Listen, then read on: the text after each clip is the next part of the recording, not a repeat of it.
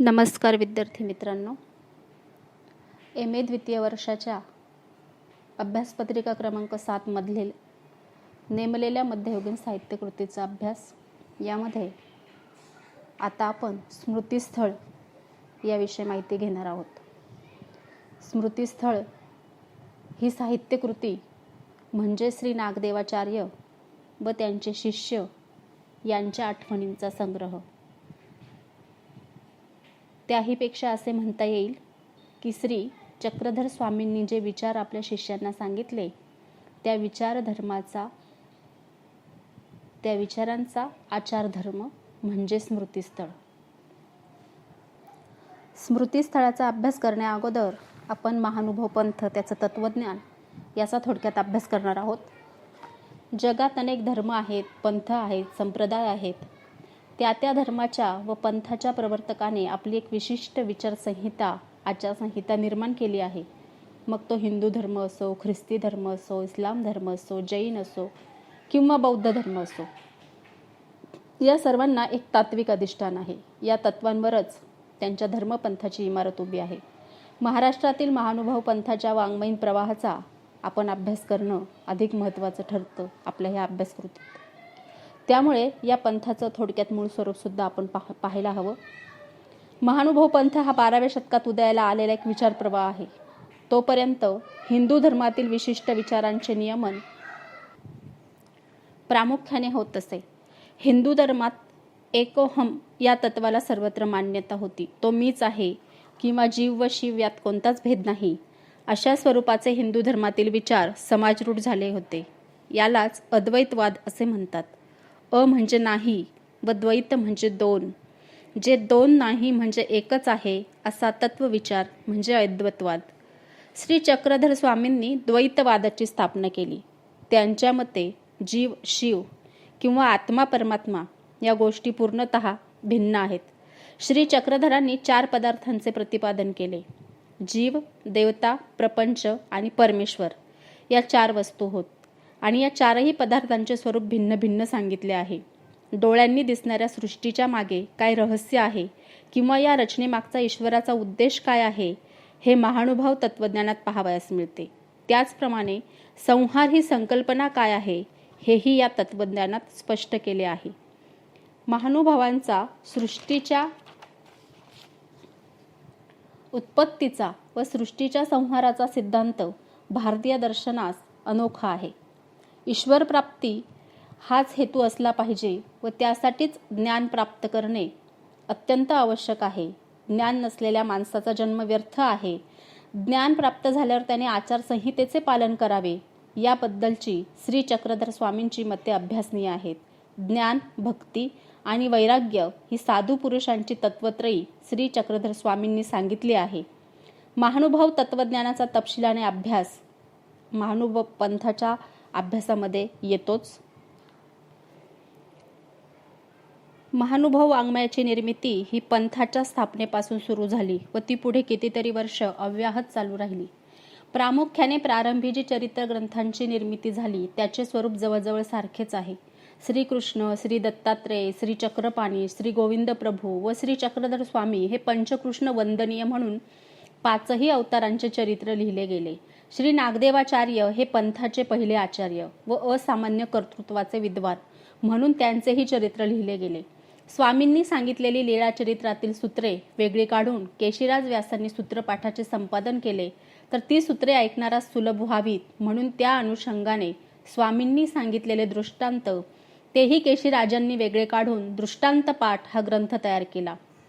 हे सर्व चरित्र ग्रंथ व तत्वज्ञानपर ग्रंथ मराठी वाङ्मयाच्या इतिहासात अत्यंत महत्त्वाचे आहेत. हे ग्रंथ केवळ वाङ्मय म्हणून अभ्यासण्यासारखे नाहीत, तर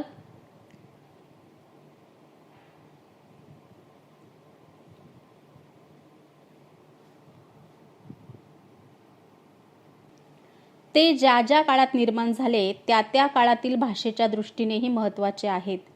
ते सांस्कृतिक व ऐतिहासिक दृष्टीने महत्त्वाचे आहेत. यात लीळाचरित्र, गोविंद प्रभू चरित्रासारखे चरित्र ग्रंथ, पूजावसरासारखे स्वामींची दैनंदिनी विशद करणारे महत्त्वपूर्ण प्रकरण आहे. दृष्टांत पाठासारखा तत्कालीन लोकजीवनावर प्रकाश टाकणारा कथांचा संग्रह आहे. असे विविध वैशिष्ट्यांनी नटलेले हे महानुभव ग्रंथ आहेत. आपल्याला आपल्या ह्या द्वितीय वर्षाच्या मध्ययुगीन साहित्य कृतींच्या अभ्यासामध्ये स्मृतिस्थळाचा अभ्यास करायचा आहे. स्मृतिस्थळ म्हणजे नागदेवाचार्य व त्यांचे शिष्य यांच्या आठवणींचा हा संग्रह. त्याहीपेक्षा असं म्हणता येईल की श्री चक्रधर स्वामींनी जे विचार आपल्या शिष्यांना सांगितले त्या विचारांचा आचारधर्म म्हणजे स्मृतिस्थळ. लीळाचरित्र या ग्रंथात विचार आणि आचार तर दिसतोच, परंतु स्वामींनी आपल्या सर्व शिष्यांना वेळोवेळी जे विचार सांगितले त्यांचा आदर्श आचार स्मृतिस्थळात पाहावयास मिळतो.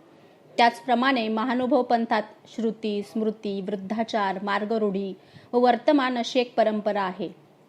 श्रुती म्हणजे स्वामींची वचने, स्मृती म्हणजे श्री नागदेवाचार्यांचा निश्चित झालेला कृतिरूप आचारधर्म आणि त्यांचे विचार बाईदेव व्यास, केशीराज व्यास इत्यादींचे निरूपण तो वृद्धाचार, त्यांच्या पुढील शिष्यांचे निरूपण ती मार्गरूढी आणि त्यानंतरचे निरूपण ते वर्तमान.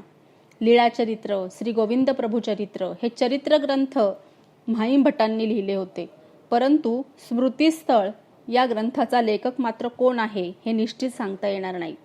हे स्मृतिस्थळ कोणीही एकाचे नसून ते वेगवेगळ्या महानुभावांनी आपापल्या अनुभवातील स्मृती लिहून काढल्या व पुढे त्याचे विशिष्ट संस्करण होऊ लागले.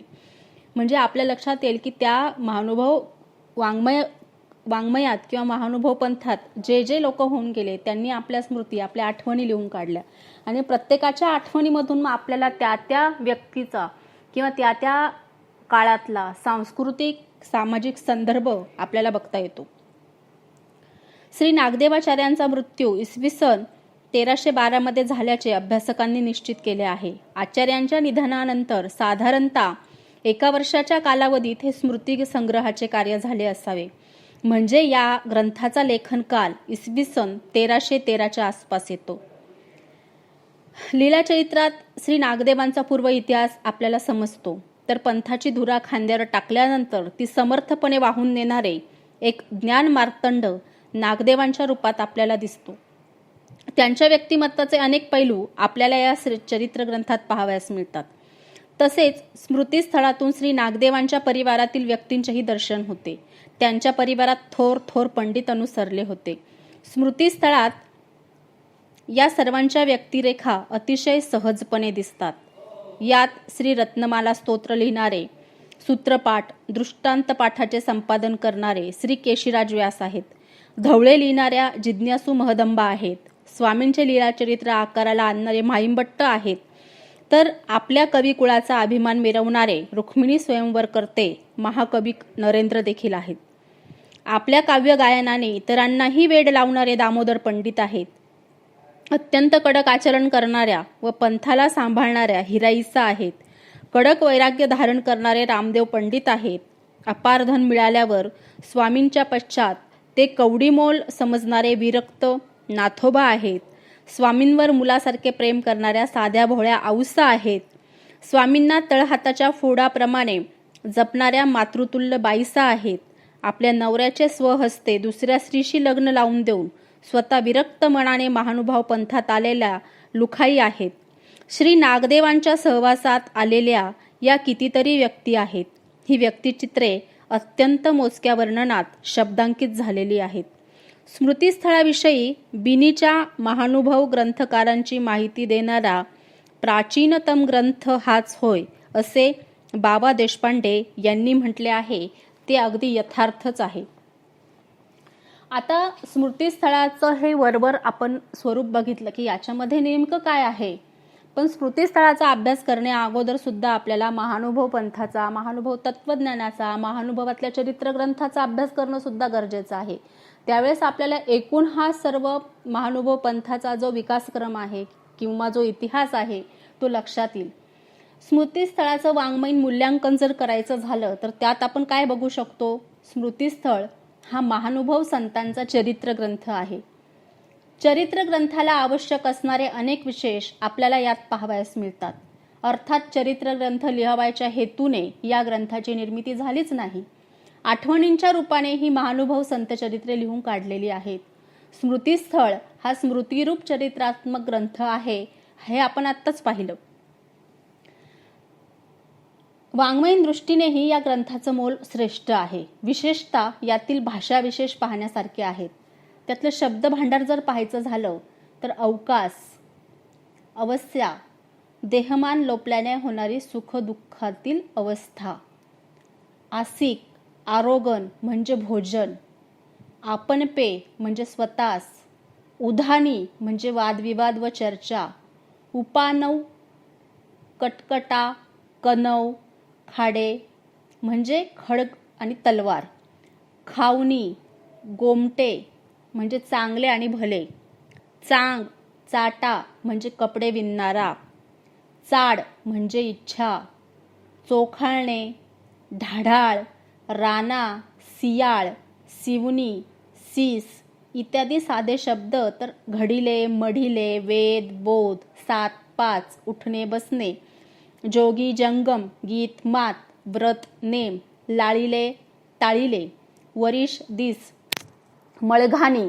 घनदाट, खानपान इत्यादी जोड शब्दही आपल्याला पाहावयास मिळतात.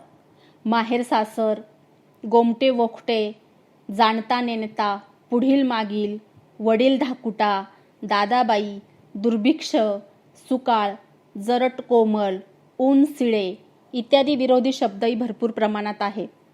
वाक्प्रचारांचे तर वैभव सर्वत्र पाहावयास मिळते.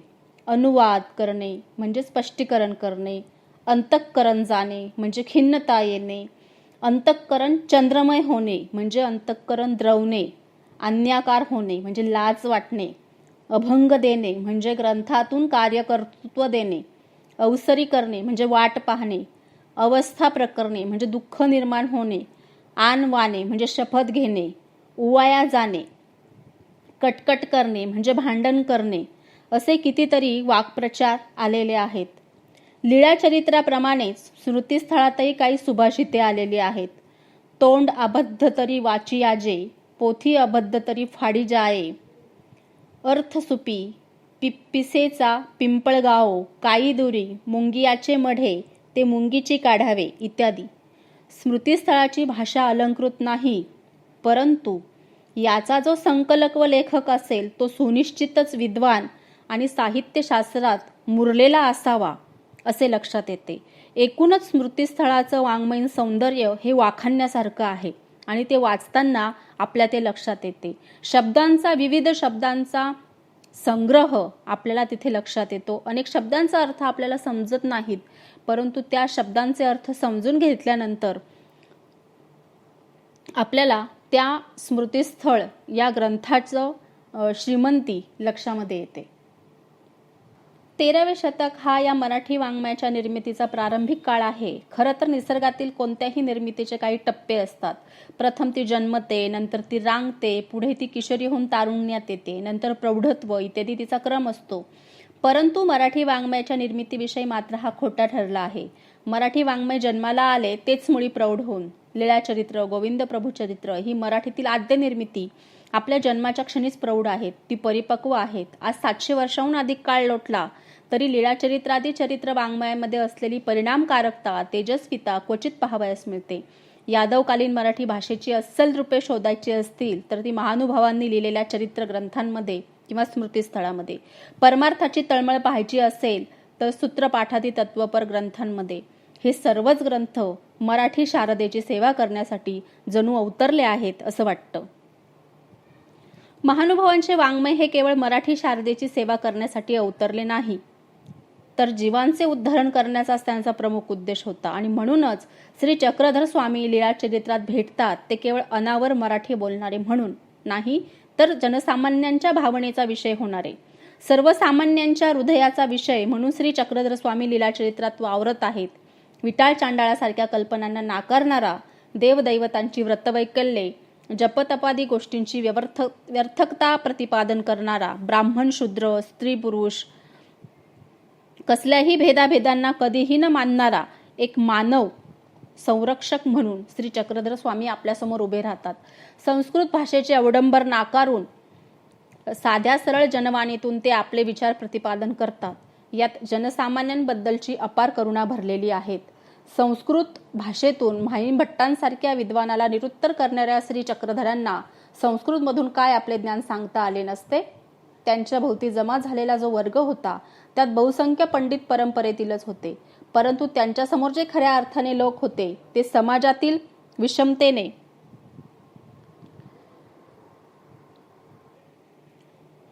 अशा सर्वसामान्य लोकांसाठी स्वामींनी आपले विचार मराठीतून त्यांच्या भाषेतून सांगितले. जनकल्याणाच्या परमप्रीतीतून जन्माला आलेली श्री चक्रधरांची वाणी पुढे महानुभावांची देववाणी झाली व त्याच भूमिकेतून पुढे महानुभावांचे वाङ्मय हे मराठीतूनच जन्माला आले.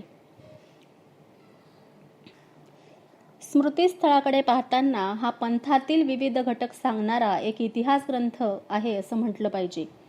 नागदेवाचार्य पंथप्रमुख असतानाच्या कालखंडातील घटनांच्या आठवणी हे त्याचे रूप आहे, पण आजच्या आपल्या इतिहास ग्रंथाप्रमाणे याची रचना नसून व्यक्तींच्या जीवनातील पंथाला महत्त्वाचे वाटणारे विविध प्रसंग येथे एकत्र बांधले आहेत. त्यातून दामोदर पंडित, नरेंद्र पंडित, म्हाइंभट यांसारख्या अनेक महानुभवी संतांच्या आयुष्यातील घटनांची माहिती मिळते. त्याचबरोबर त्यांच्या निष्ठा, त्यांचे ध्यास, त्यांचे व्यक्तिमत्व यांचेही दर्शन आपल्याला होते. महानुभवी यांचा नित्य पाठातील हा ग्रंथ आहे, कारण या घटनांमधून महानुभवीय तत्वज्ञान दैनंदिन जीवनक्रमात कसे आचरणात यावे आणावे याचे मार्गदर्शन वाचकांना होते असं वाटतं. आपल्या तत्वज्ञानाच्या प्रचार प्रसारासाठी महानुभवयांनी जे लेखन केले त्यातून विविध पद्य, गद्य, वाङ्मय प्रकार जन्माला आले. त्यामुळे 13व्या शतकातील प्रारंभीचे मराठी वाङ्मय विविधतेने समृद्ध कसे झाले याचे दर्शन आपल्याला त्यातल्या गद्य वाङ्मयाच्या दर्शनाने होऊ शकते. मराठीतील ही प्रारंभीची निर्मिती आहे याची जाणीव हे अभ्यासताना आपल्याला ठेवावे लागेल. चरित्र, इतिहास, आठवणी हे वाङ्मय प्रकार त्यांनी हाताळलेले दिसतात. या साऱ्यांबरोबरच भाष्यग्रंथ, तत्वज्ञान इत्यादी लेखनाचं काम काही प्रकार त्यांनी वापरले आहेत. महानुभवपूर्व काळ म्हणजे 12व्या शतकात मराठी ही केवळ बोलभाषा म्हणून विकसित झाली होती. ग्रंथांमध्ये निविष्ट होण्याची त्यापुढची पायरी येथे गाठलेली दिसते. अशा वेळी गद्य, पद्य या दोन्ही तरांचं लेखन येथे आहे.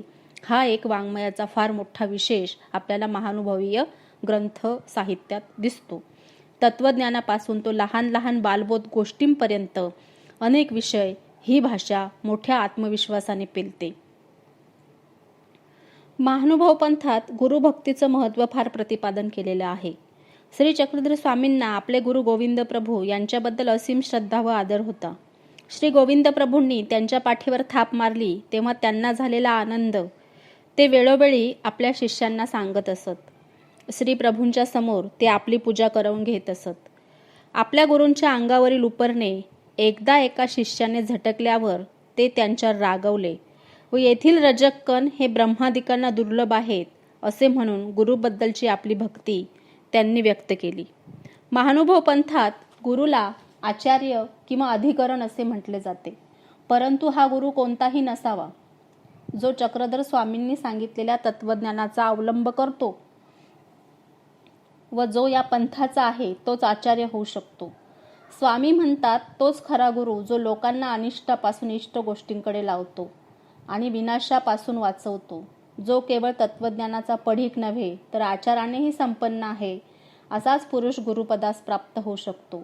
त्याच्यावरच गुरु म्हणून श्रद्धा ठेवावी, ईश्वर म्हणून नव्हे. गुरुचे आज्ञापालन व प्रसंगी त्याची सेवा करावी. आपल्या गुरुपेक्षा अधिक वृत्तीने वागू नये, तो गुरुद्रोह ठरतो. गुरुभक्तीला महानुभव पंथात विशेष असं स्थान आहे. महानुभव पंथाच्या वाङ्मयीन कालमर्यादेच्या दृष्टीने 1350 ते 1680 हा कालखंड म्हणजे त्या वाङ्मयाचा उत्तर रंग ठरत असला तरी त्याला उत्तर रंगाचे वैभव मात्र नाही, कारण या पंथाच्या वाङ्मयाचा पूर्वरंग अतिशय समृद्ध आणि संपन्न आहे. त्याचा प्रभाव उत्तर रंगावर पूर्णता आहे, मात्र विविधता, वैचित्र्य आणि विस्तार हे या उत्तर रंगाचे पैलू लक्षणीय ठरतात.